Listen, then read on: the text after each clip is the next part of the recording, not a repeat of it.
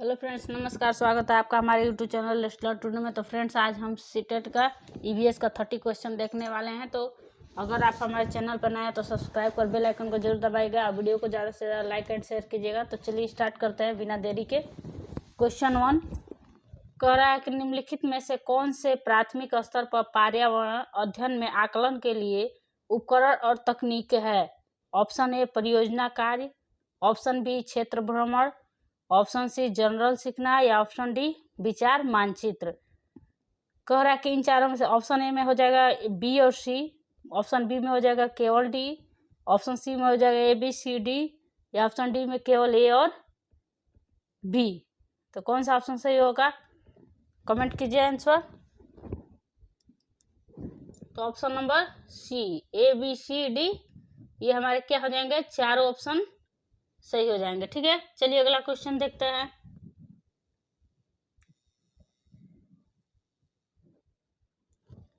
मिजोरम में की जाने वाली झूम की खेती के विषय में निम्नलिखित कथनों पर अध्ययन कीजिए। ऑप्शन ए एक फसल को काटने के पश्चात भूमि को कुछ वर्षों तक खुला छोड़ देते हैं। ऑप्शन बी इस भूमि पर उगने वाला बांस और खरपतवार को काटकर जला देते हैं। ऑप्शन सी बीज बोने से पहले भूमि की गहरी जुताई की जाती है। ऑप्शन डी एक ही खेत में 3-4 भिन्न भिन्न प्रकार की फसलें उगाई जाती है। या ऑप्शन ई आवश्यकता अनुसार रासायनिक उपकरणों और कीटनाशकों का उपयोग किया जाता है। कह रहा है कि इनमें से कौन सा ऑप्शन सही होगा आपका। ऑप्शन ए में हो जाएगा C D E, option B में हो जाएगा ए बी और डी, ऑप्शन सी में हो जाएगा केवल ए और बी या ऑप्शन डी में हो जाएगा बी और डी। तो कौन सा आपका आंसर सही हो जाएगा, कमेंट कीजिए। Option number B A B और डी ये हमारे तीनों क्या हो जाएंगे, बी और डी। तीनों ऑप्शन एक झूम की खेती में अपनाए जाने वाले क्या है, तरीके हैं। चलिए नेक्स्ट क्वेश्चन देखते हैं।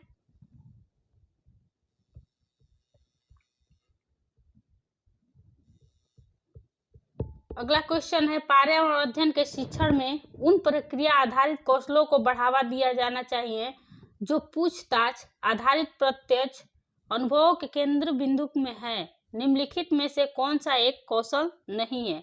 ऑप्शन ए पूर्वानुमान, ऑप्शन बी निर्धारण, ऑप्शन सी निष्कर्ष निकालना या ऑप्शन डी अवलोकन। तो कौन सा ऑप्शन सही हो जाएगा,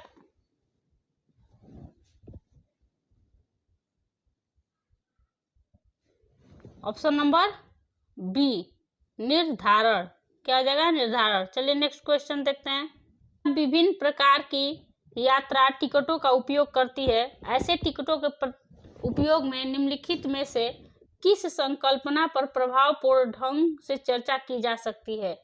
ऑप्शन ए अलग अलग साधनों से यात्रा करने पर या यात्रा की लागत से भिन्न होती है। ऑप्शन बी यात्रा की लागत उस वाहन द्वारा उपयुक्त ईंधन पर निर्भर करती है। या ऑप्शन सी सार्वजनिक परिवहन से एक स्थान से दूसरे स्थान जाने के लिए हमें टिकट चाहिए। ऑप्शन डी आरक्षण प्रक्रिया की समझ। तो कह रहा है कि सर्वाधिक उपयुक्त विकल्प चुनिए। ऑप्शन ए हो जाएगा सी और डी, ऑप्शन बी हो जाएगा ए और डी, ऑप्शन सी हो जाएगा ए और सी, ऑप्शन डी हो जाएगा बी और सी। तो कौन सा ऑप्शन सही होगा, ऑप्शन नंबर सी ए और सी हमारा क्या हो जाएगा, ये दोनों ऑप्शन सही हो जाएंगे। चलिए नेक्स्ट क्वेश्चन देखते हैं।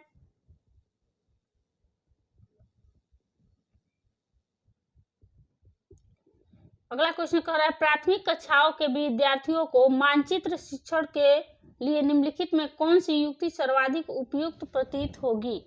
ऑप्शन ए अध्यापक द्वारा श्यामपट्ट पर मानचित्र बनाना तथा शिक्षार्थियों को विभिन्न स्थानों की स्थिति बताने को कहना। ऑप्शन बी शिक्षार्थियों को निर्देश देना कि वे अपने घर से बाहर का मानचित्र लेकर आए। ऑप्शन सी शिक्षार्थियों को एटमॉस दिखाना और विभिन्न स्थानों की स्थिति बताने के लिए कहना। या ऑप्शन डी शिक्षार्थियों की सहायता करना कि वे अपने ही संकेतों का उपयोग करते हुए अपने निकटतम परिवेश का मानचित्र बनाएं और वस्तुओं की सापेक्ष स्थिति और दिशा को ध्यान केंद्रित करें। तो कौन सा ऑप्शन सही होगा, ऑप्शन नंबर डी चलिए नेक्स्ट क्वेश्चन देखते हैं। अगला क्वेश्चन है, कक्षा 5 की अध्यापिका माहिका चाहती है कि उसके विद्यार्थी आसपास के पौधों का अवलोकन करें। सार्थक अधिगम सीखने के लिए उसे बच्चों को अब क्या करने के लिए प्रोत्साहित करना चाहिए? ऑप्शन ए, समझना कि पौधे भी सजीव होते हैं। ऑप्शन बी, समझना कि पौधे हमारे लिए उपयोगी होते हैं। ऑप्शन सी, अधिकतम पौधों के नाम लिखना। या ऑप्शन डी, उनकी ऊंचाई, पत्तियां, गंध तथा उगने के स्थानों के बारे अंतर का अवलोकन करना। तो कौन सा ऑप्शन सही हो जाएगा? ऑप्शन नंबर डी, माहिका को क्या करना चाहिए? उनकी पत्तियां, उनकी ऊंचाई, वो कैसी स्मेल करती है, उगने का उनका सही स्थान क्या है, पर्यावरण कैसा होना चाहिए, इन सब अंतरों को क्या करना है समझने के लिए कोशिश करना चाहिए। बच्चों को प्रोत्साहित करती है। चलिए नेक्स्ट क्वेश्चन देखते हैं। कह रहा है कि प्राथमिक स्तर पर पर्यावरण अध्ययन पढ़ाने के लिए निम्नलिखित में से कौन सा पहलू सबसे महत्वपूर्ण होना चाहिए? ऑप्शन ए, क्रियाकलाप संचालित करना तथा कौशलों का विकास करना। ऑप्शन बी, आकलन में सफलता प्राप्त करना। ऑप्शन सी, विज्ञान की आधारभूत संकल्पनाओं को समझना। या ऑप्शन डी, सीखने वाले को प्राकृतिक और सामाजिक सांस्कृतिक पर्यावरण से जोड़ना। तो कौन सा ऑप्शन सही होगा? कह रहा है कि प्राथमिक स्तर पर बच्चों को पर्यावरण अध्ययन पढ़ाने के लिए कौन सी पहलू सबसे महत्वपूर्ण होनी चाहिए, जो सबसे ज्यादा इफेक्टिव हो, कौन सी पहलू होगी? तो कौन सा ऑप्शन सही होगा? ऑप्शन नंबर डी, सीखने वाले की प्राकृतिक और सामाजिक संस्कृति पर्यावरण से जोड़ना। चलिए नेक्स्ट क्वेश्चन है, प्राथमिक स्तर पर मानचित्रांकन सिखाने से शिक्षार्थियों में निम्नलिखित में से किस कौशल को बढ़ावा मिलता है? ऑप्शन ए, साफ सुथरा रेखांकन। ऑप्शन बी, गणनाएं और अनुमान। ऑप्शन सी, माप के अनुसार चित्रण करना। या ऑप्शन डी, सापेक्ष स्थिति और दिशा बोध की जानकारी। तो कौन सा ऑप्शन सही हो जाएगा? ऑप्शन नंबर डी, सापेक्ष जो स्थिति होगी और जो दिशा का ज्ञान होगा उनकी जानकारी के लिए ही क्या होगा? मानचित्रांकन का सिखाने में विद्यार्थियों को क्या मिलेगी? उस कौशल का विकास होगा। चलिए नेक्स्ट क्वेश्चन देखते हैं। थोड़ी सी बड़ी है तो छोटा कर लेते हैं, आपको प्रॉब्लम तो होगी लेकिन क्या करें, या देख लेते हैं ऐसे। ठीक है, कह रहा है कि निम्नलिखित तालिका का अध्ययन कीजिए। पेट्रोल का मूल्य प्रति रुपए लीटर और डीजल का मूल्य रुपए प्रति लीटर जून 2007 में कितना था? तो 47 रुपये पेट्रोल था और दिसंबर 2014 में 61.33 रुपये और जून 2007 में जो डीजल की दाम था 35.21 और दिसंबर 2014 में 50.51 था। कह रहा है कि उपयुक्त तालिका में अध्ययन करने के बाद कक्षा के विद्यार्थी देवमित ने अपनी नोटबुक में यह लिखा। ऑप्शन ए, पेट्रोल डीजल की अपेक्षा अधिक महंगा नहीं है, ईंधन है। ऑप्शन बी, पेट्रोल की अपेक्षा डीजल के मूल्य में वृद्धि का प्रतिशत अधिक है। ऑप्शन सी, डीजल सस्ता है इसलिए सार्वजनिक परिवहन इस पर चलता है। या ऑप्शन डी, डीजल पेट्रोल से सस्ता है इसलिए ईंधन लोगों की डीजल वाली गाड़ियां खरीदनी चाहिए। कह रहा है कि निम्नलिखित में से कौन सा सही होगा? ऑप्शन ए, बी और सी। ऑप्शन बी, सी और डी। और ऑप्शन सी, ए तथा बी प्रेक्षक। ऑप्शन डी, ए तथा सी प्रेक्षक। तो कौन सी ऑप्शन सही होगा? ऑप्शन नंबर बी, सी और डी हमारा क्या हो जाएगा? सही हो जाएगा। चलिए नेक्स्ट क्वेश्चन देखते हैं।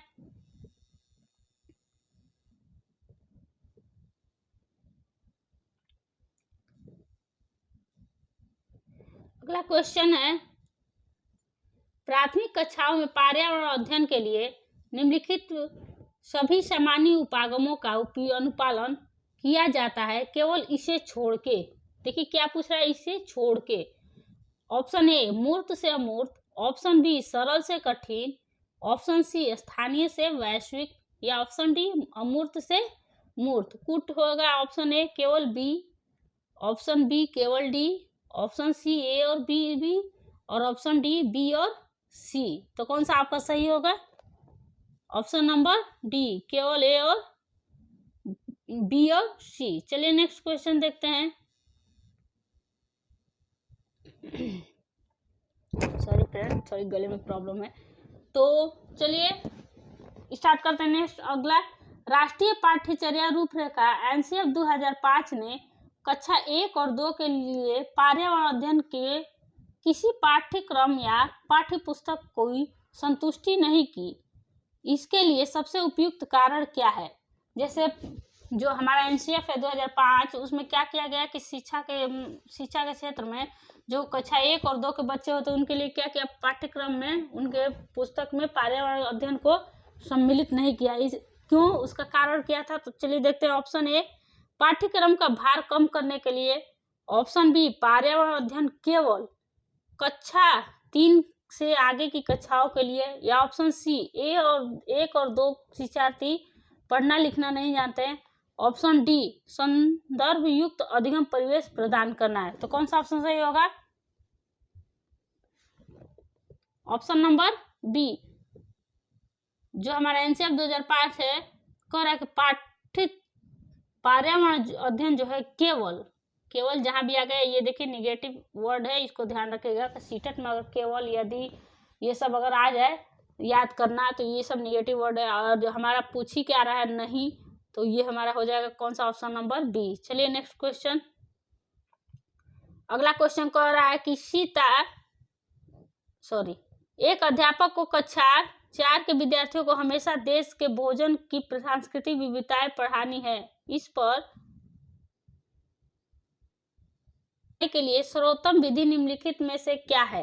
ऑप्शन ए, विभिन्न प्रकार के खाने की चीजों को चित्रों वाले फ्लैश कार्ड दिखाना। ऑप्शन बी, अपने देश के विभिन्न राज्यों के विभिन्न लोगों द्वारा खाए जाने वाले विविध भोजन के बारे में विद्यार्थियों को एक प्रोजेक्ट परियोजना दे। ऑप्शन सी, विद्यार्थियों से पूछे कि उन्हें क्या खाना है, उसके बाद चर्चा करें। या ऑप्शन डी, विद्यार्थियों से कहे कि वे अपने परिवार के भोजन के बारे में सूचना एकत्र करें। तो कौन सा ऑप्शन सही हो जाएगा?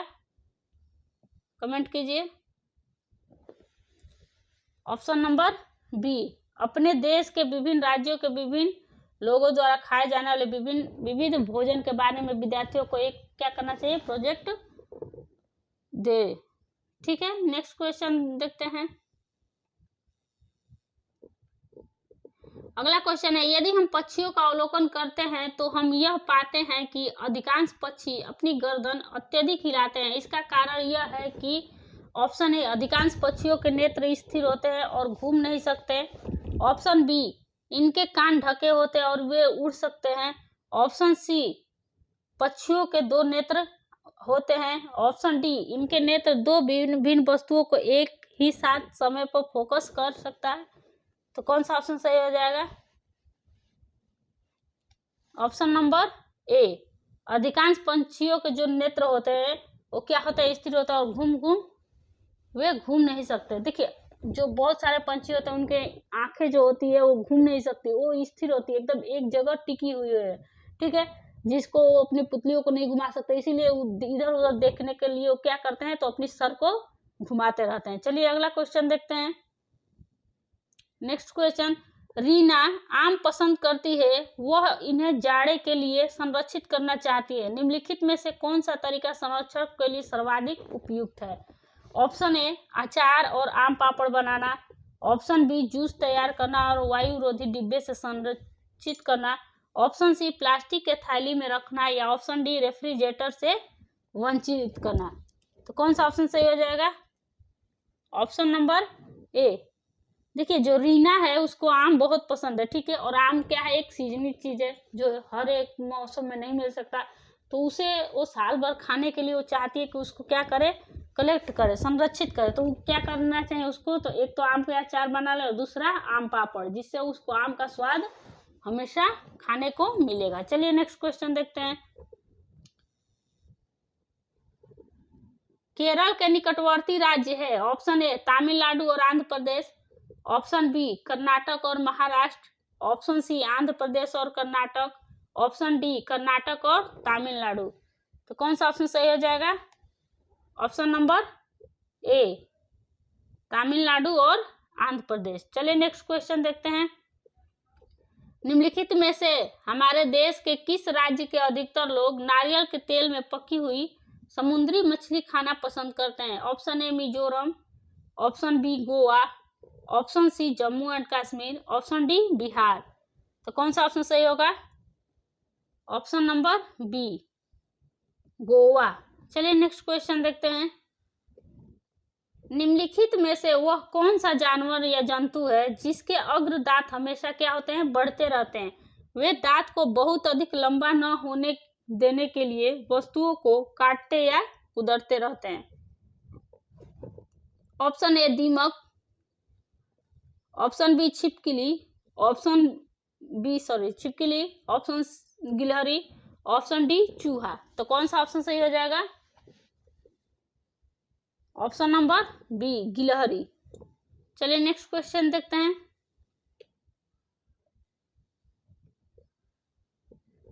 कोई किसान उर्वरकों और कीटनाशकों का अधिक उपयोग करके अपने खेतों में बार बार धान की फसल उगा रहा है।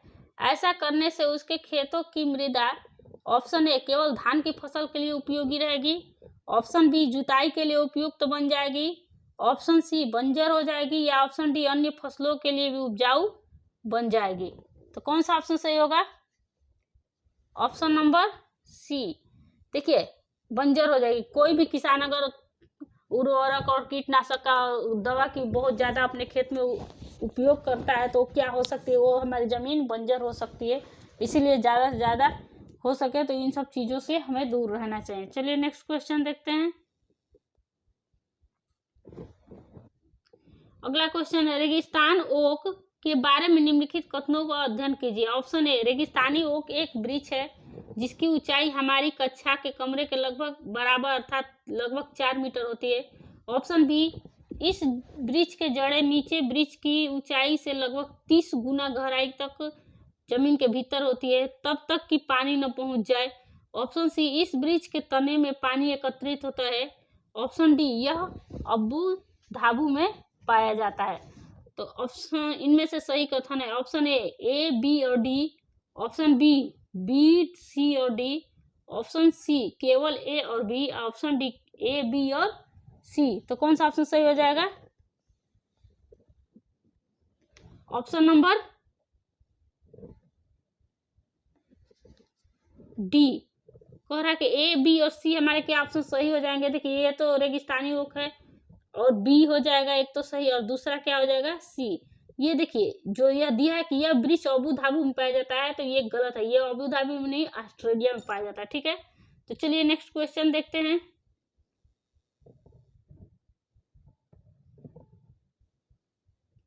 कोई व्यक्ति 2/1/2015 को मडगांव से नागरकोइल जाने के लिए रेलगाड़ी में बैठता है। रेलगाड़ी 7:45 बजे मडगांव से चली और अगले दिन अर्थात 3/1/2015 को 4:45 पर नागरकोइल पहुंची। यदि इन दोनों स्टेशनों के बीच की दूरी 1140 किलोमीटर है तो रेलगाड़ी की औसत चाल क्या होगी? ऑप्शन ए 54 किलोमीटर प्रति आवर, ऑप्शन बी 51 किलोमीटर प्रति घंटे, ऑप्शन सी 59 किलोमीटर प्रति घंटे, या ऑप्शन डी 57 किलोमीटर प्रति घंटे।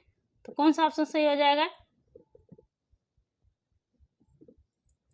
देखिए कह रहा है कि वो कितने में चली है तो 7:45 में, और पहुंची कितने में तो 4:45 में।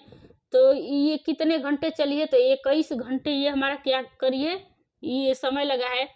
औसत चाल जो है, औसत चाल कितना है तो 1140 भागा कर दीजिए 21, तो आपका आंसर का आ जाएगा कितने बार में कटेगा? 54। तो कौन सा ऑप्शन सही हो जाएगा? 54 किलोमीटर। चलिए नेक्स्ट क्वेश्चन देखते हैं। नई दिल्ली में रहने वाला कोई व्यक्ति अब पहले भोपाल मध्य प्रदेश और फिर रांची झारखंड का भ्रमण करना चाहता है।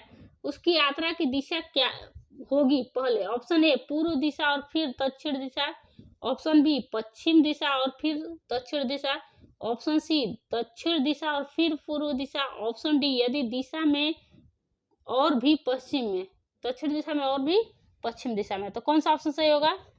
ऑप्शन नंबर सी, दक्षिण दिशा और फिर पूर्व दिशा में जाएगा इंसान। ठीक है फ्रेंड्स, वीडियो पसंद आ रही होगी तो ज़्यादा से ज़्यादा लाइक एंड शेयर कीजिएगा। चैनल पर नए हैं तो सब्सक्राइब कर बेल आइकन को जरूर दबाइएगा। तो चलिए नेक्स्ट देखते हैं क्वेश्चन। अगला क्वेश्चन है, नीचे दिए गए सभी जानवरों में से निम्नलिखित में से कौन सी विशेषताएं पाई जाती है? छिपकली, गौरैया, कछुआ और सांप। ऑप्शन ए, वे अंडे देते हैं। ऑप्शन बी, वे जहरीले होते हैं। ऑप्शन सी, वे भूमि एवं जल दोनों में रह सकते हैं। ऑप्शन डी, उनके शरीर सल्क से के ढके होते हैं। तो कौन सा ऑप्शन सही हो जाएगा? ऑप्शन नंबर ए, वे अंडे देते हैं। ये सारे जीव जो है क्या करते हैं? अंडे देते हैं। चलिए नेक्स्ट क्वेश्चन देखते हैं।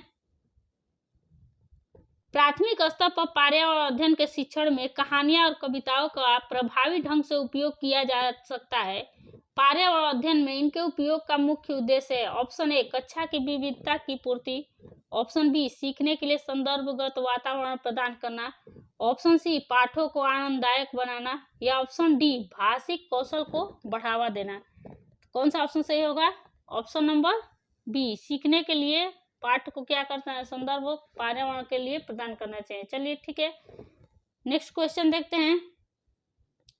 अगला क्वेश्चन, एक प्राथमिक स्तर की अध्यापिका जलाभाव के विषय में अपने कक्षा 4 के बच्चों को प्रभावपूर्ण तरीके से किस प्रकार आंकेगी?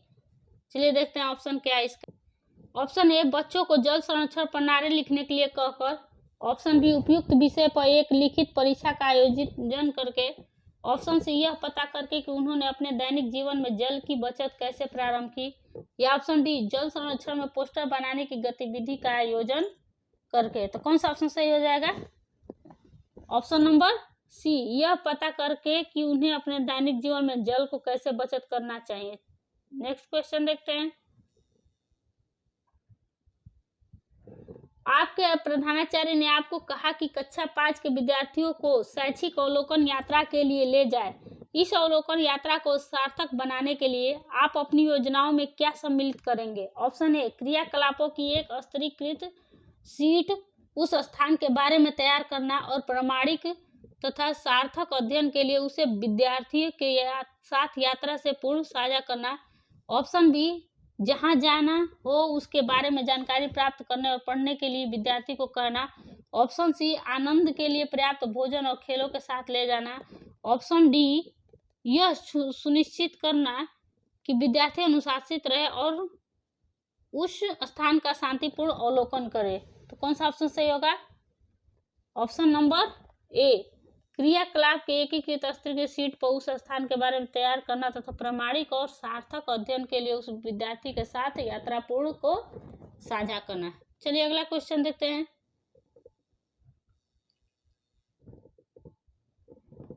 प्राथमिक स्तर पर पर्यावरण अध्ययन के आकलन में निम्नलिखित में से कौन सा संकेत उपयुक्त नहीं है? ऑप्शन ए, स्मरण। ऑप्शन बी, प्रश्न पूछना। ऑप्शन सी, न्याय और समानता के प्रति चिंता। या ऑप्शन डी, सहयोग।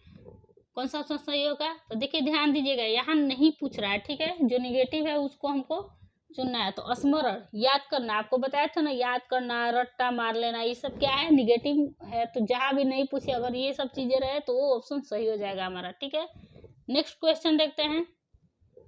इस पौधे में पत्तियां हैं जिन्हें सब्जी की तरफ प्रयोग में लाया जाता है। इसके बीजों से तेल प्राप्त किया जाता है, वह पौधा है। ऑप्शन ए, पालक। ऑप्शन बी, नारियल। ऑप्शन सी, बंद गोभी। या ऑप्शन डी, सरसों। तो कौन सा ऑप्शन सही हो जाएगा? ऑप्शन नंबर डी, सरसों। देखिए सरसों का उपयोग जब उसकी पत्ती आती है तो हम लोग क्या करते हैं? उसकी सब्जी, साग ये सब बना के खाते हैं। और जब उसके फल होते हैं तो उसको मशीन में पिसवा के पिरवा के क्या करते हैं? तेल को निकाला जाता है। तो तेल भी उपयोग में लाया जाता है। ठीक है, तो कौन सा ऑप्शन सही होगा? Option number D. नेक्स्ट देखते हैं। कांसा ब्राज के बारे में निम्नलिखित कथनों का अध्ययन कीजिए। ऑप्शन ए, यह एल्युमिनियम, आयरन और कॉपर जैसे ही एक तत्व है। ऑप्शन बी, इसे भट्टी में कॉपर और टीन को पिघलाकर बनाया जाता है। ऑप्शन सी, आदिवासी लोग ब्राज का उपयोग हजारों वर्षों से कर रहे हैं। ऑप्शन डी, ब्राज की बनी वस्तु है एल्युमिनियम की बनी वस्तुओं की तुलना में हल्की परंतु अधिक मजबूत और टिकाऊ होती है। कह रहा है कि इनमें से सही कथन है। ऑप्शन ए, केवल ए और डी। ऑप्शन बी केवल बी और सी, ऑप्शन सी ए बी और सी, या ऑप्शन डी बी और सी और डी। तो कौन सा ऑप्शन सही हो जाएगा? Option number B. इसे भट्टी में कॉपर और टीन को पिघलाकर बनाया जाता है। देखिए यह एक क्या है, कांसा और ब्राज की एक मिश्र धातु होती है, जिसे कॉपर को कितना 78% मिलाया जाता है, ठीक है, और टीन को 22% मिला के पिघला के क्या किया जाता है, इसको बनाया जाता है। चलिए नेक्स्ट देखते हैं क्वेश्चन। निम्नलिखित में से कौन सा मच्छरों से होने वाले या फैलने वाले रोगों का समुच्चय है? ऑप्शन ए चिकनगुनिया, मलेरिया, मियादी बुखार, ऑप्शन बी हैजा, dengue, malaria, option C chikungunya, dengue, malaria, option D chikungunya, हैजा, मियादी बुखार। तो कौन सा ऑप्शन सही होगा? Option number C chikungunya, dengue और मलेरिया, ये सब क्या होंगे? मच्छरों से काटने वाले या फैलने वाले रोग होते हैं। तो फ्रेंड उम्मीद करते हैं ये वीडियो आपको पसंद आई होगी। तो जल्द से लाइक एंड शेयर कीजिएगा। चैनल पर नए हैं तो सब्सक्राइब कर बेल आइकन को जरूर दबाइएगा। चलिए मिलते हैं नेक्स्ट वीडियो में, तब तक के लिए नमस्कार।